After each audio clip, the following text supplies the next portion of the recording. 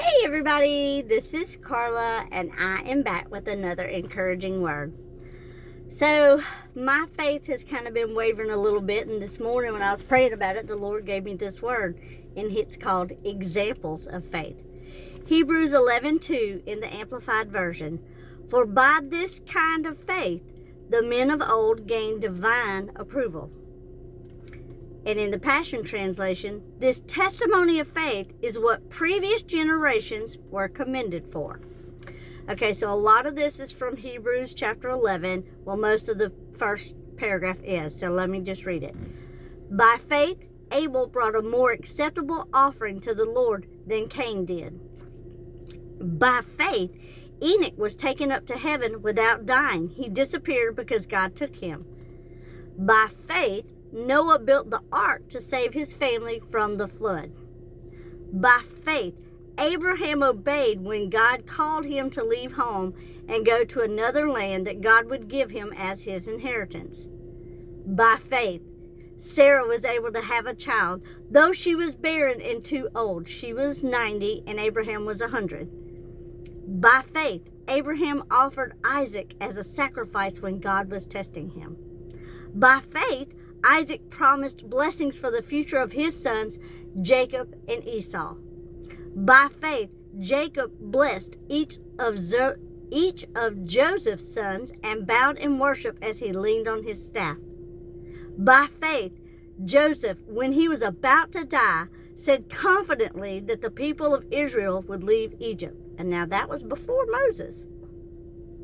By faith, Moses' parents hid him for 3 months when he was born. By faith, Moses, when he grew up, refused to be called the son of Pharaoh's daughter. It was by faith the people of Israel went through the Red Sea as though they were on dry ground. It was by faith the people of Israel marched around Jericho for 7 days and the walls came crashing down. It was by faith Rahab the prostitute was not destroyed with the people of her city in Jericho who refused to obey God. And the next verse, 32, says this. How much more do I need to say? In verses 39 and 40, these were the true heroes, commended for their faith, yet they lived in hope without receiving the fullness of what was promised to them, the Messiah. But now God has invited us to live in something better than what they had, faith's fullness. This is so that they could be brought to finished perfection alongside us. In the times of old in the Bible, the patriarchs of faith did not yet have Christ as he had not been born. Yet they still believed and had faith.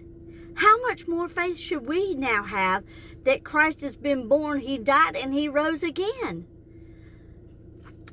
We now have the actual person to have faith in, and yet our faith still wavers. Mine does.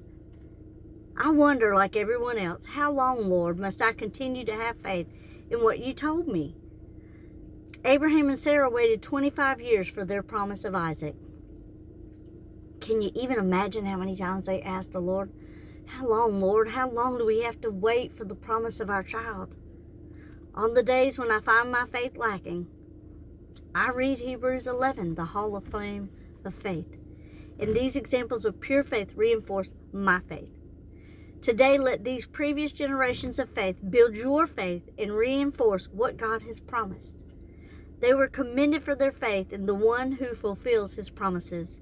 Without faith, it's impossible to please God. And he rewards those who sincerely seek him. That's verse 6. Seek him today, have faith in and confidently trust in him to fulfill his promises. And maybe one day, someone's going to remember you for your example of faith. You know, I'm a person just like anybody else, and sometimes I sit there and I'm like, and the devil will be coming at me. He's like, did the Lord really tell you this? Did the Lord really tell you that? Are you sure about that? And I sit there and I'm like, And then I remember, yes, he did. That's the same trick he used on Eve. And last night, the Lord brought to my memory when this was happening. I was sitting on my couch crying. My husband was in the shower. He didn't even know I was crying. I was sitting there crying, and the Lord reminded me of the rainbow he showed me on our wedding day. Now, I don't know if that rainbow was him saying, look here, I fulfilled this promise. I told you were going to marry this man, and you did.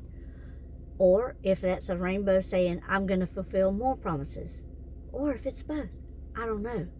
But I know the Lord sent that rainbow, and I know he did it for a reason, and I trust him and I believe in him, and I have faith that he will do everything he said he would do in my life. I have a strong faith. And the reason my channel is called Faithful Follower is because that's what I am. I'm going to follow the Lord no matter what he tells me to do, no matter where he tells me to go, and how he tells me. And it might be something crazy. I have a radical faith like that. I have a childlike faith. I don't understand it sometimes, but I know that's who I am. One day, I hope, if I go before the rapture, I kind of hope I go in the rapture. But if I die before the rapture, I hope that my tombstone says, she had a faith like Abraham. Because to me, Abraham had more faith than anybody in the Bible. He got up, left everybody and everything he knew, didn't take everything with him, and he went somewhere that he didn't even know he was going because the Lord told him to. He obeyed God in everything he told him to do. When he was told to sacrifice his only son, he went to sacrifice Isaac, knowing in his heart, trusting and believing that the Lord could raise him back to life again, because he had already promised Abraham that Isaac was going to be the seed that filled the world. He was going to have descendants that you couldn't even count as the stars in the sky and the sands in the sea. And he knew that Isaac was that promise. So he knew that he knew that he knew that God could bring Isaac back to life. He trusted the Lord with his child, with the life of his only son. Okay? He had Ishmael by Hagar, but Isaac was the promise. And he trusted God with the promise. Isn't that what we're supposed to do? Isn't that why we have Hebrews 11, the Hall of Fame of Faith? To remind us to trust God no matter what. So today, and every single day, be encouraged. Bless others. Hold on to your hope and your faith in the Lord. Believe in God's promises and trust in the Lord always.